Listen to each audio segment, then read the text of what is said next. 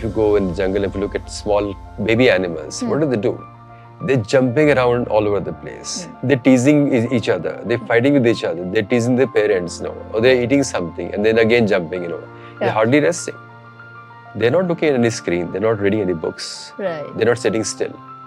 And they are in the mud. They're in the muck, And they play throughout the day. And when they get tired, then they sleep. And when they wake up, they start playing again. Right. Whereas our kids, we kind of programming them to work like robots and machines, to sit still, to read the books, to look at the screens, to go to school, come back from school, to go to classes, to come back from classes, to go for coaching, come back from coaching, and then eat the food that we serve them on the table. There's hardly any life left for them. So obviously, they also have lifestyle issues. So the lifestyle of a kid, I think, is even worse than lifestyle of an adult. Because they're dependent. They're dependent. And those are the formative years where they were actually supposed to be doing all the physical thing in the nature. Rough it out. So that they could become robust adults. Yeah. But that part is gone. That opportunity of developing the body and the mind out in the nature is gone. So when they become the adults, they're not the most perfect hardware or software. I think आप जो कह रहे हो उसका another example is also कि जो not so well to do घरों के बच्चे होते हैं वो ठीक ठाक होते हैं, हेल्दी होते हैं. Yes. हमारे शहर में वो ब्रिज के नीचे रहते हैं. Yes. जबकि हमारी गाड़ी वहां से निकल जाती है. Yes. और वो खेल रहे हैं, नाक बह रही है, हाथ पांव में पूरी मिट्टी लगी हुई, खेल रहे हैं, but they're just fine. So look at Delhi. Is the temperature outside is about 47. Yeah. And those kids are out on the street in the sun. Yeah. They don't even have a fan. Our kids are in air condition and they feel it's very hot. Yeah. They feel it's very unbearable heat, despite the air conditioning. So that is the conditioning our lifestyle has brought in. And so it's actually, we have not become civilized. We have not become developed. No. It is a development and civilization in reverse which has happened. But there's no way of, as you said, there's no way of going back. No. But what can a young parent do? So, first of all, allow your kids to live their life. That's important.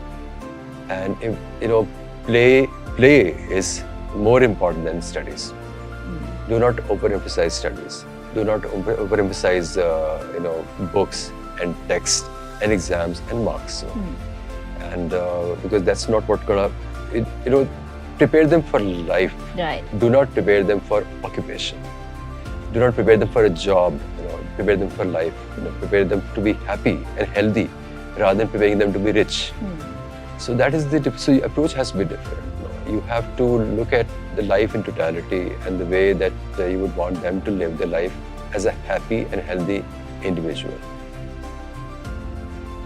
So a couple of children had asked me to ask you this, that when you say healthy and in context to eyes, they have screens around them. They like it, of course, they love it. But even if they're aware, but school में screen है, homework screen पे करना है, entertainment भी screen पे है, sports भी screen ही पे हो रहा है, unfortunately. So kids have asked me to ask you, कि what can they do? So what I tell most kids is that minimize the screen time to what is required, bare minimum required. Of course, it is required now as part of their education and the part of the system. So keep it to minimum required.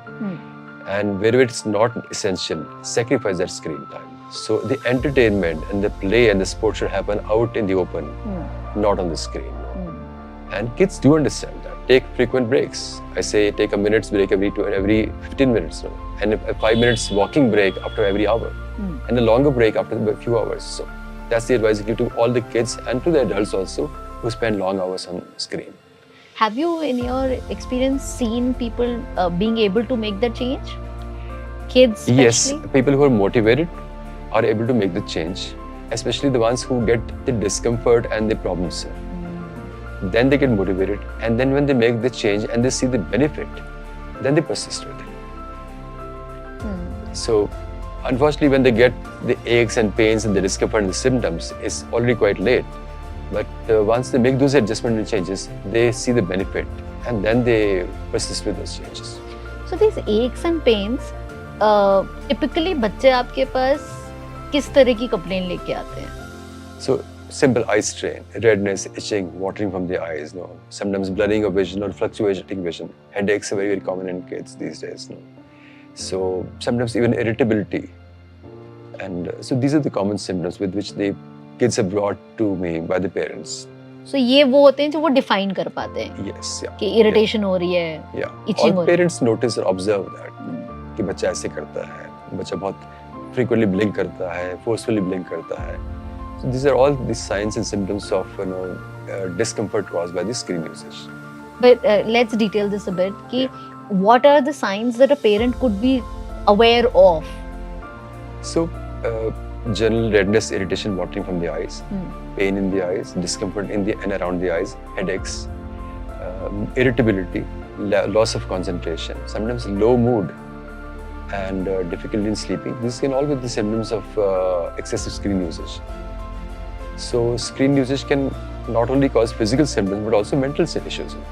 So a low mood, even to the extent of being depressed, is quite common with long screen hours. Yeah. And it's not the screen per se which may be causing that, but the whole lifestyle associated with it. So if you're on screen for long duration, you're not physically active. You're spending time indoors, so you're not exposing to the sun. You're not exposed to the natural elements. And so all these add up to a low mood or even depression. And then it could mean that one thing leads to another. Yeah. And it could affect any organ. Yes, yeah. And also excessive use of screens, excessive reading, excessive near work is also supposed to accelerate myopia. It may not directly cause myopia, but if somebody is predisposed to myopia because of, say, heredity or genetics, or has a natural tendency for it, in those cases, myopia can progress really faster if there's an excessive screen usage, excessive near work. And it is seen that the kids who spend more time outdoors, the progression of myopia is slightly less in that. Yes, sir.